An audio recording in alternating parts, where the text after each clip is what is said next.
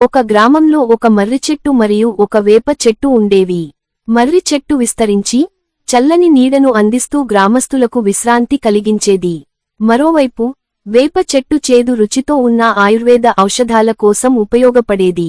ఒక రోజు గ్రామ ప్రజలు కొత్త రహదారి వేయడానికి చెట్లను నరికే నిర్ణయం తీసుకున్నారు. మేము ఈ చెట్లను తొలగించక తప్పదని వారు భావించారు.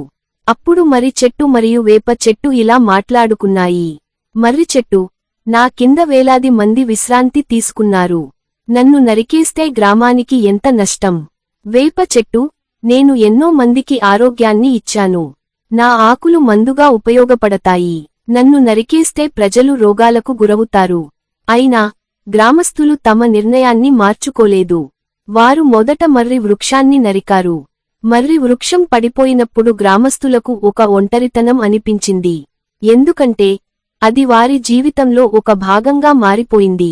అందరూ వారు వేప చెట్టు వైపు చూశారు.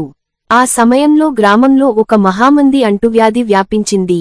కొందరు వృద్ధులు అడ్డుకట్టి, వేప చెట్టు రోగనిరోధక శక్తిని కలిగి ఉంది, దీన్ని నరికేస్తే మన ఆరోగ్యం ప్రమాదంలో పడుతుంది అని గ్రామ పెద్దవాళ్లకి చెప్పారు. అప్పుడు గ్రామస్తులకు అర్థమైంది. వారు వేప చెట్టును నరికే ఆలోచనను మానుకున్నారు. అంతేగాక వేప చెట్టు ఆకులను ఉపయోగించి ఔషధాలు తయారు చేసుకుని వ్యాధి నుంచి కోలుకున్నారు. అప్పుడు గ్రామ ప్రజలందరూ మొక్కలు నాటడం మొదలుపెట్టారు. నీతి: ప్రకృతిని రక్షించడం మన బాధ్యత.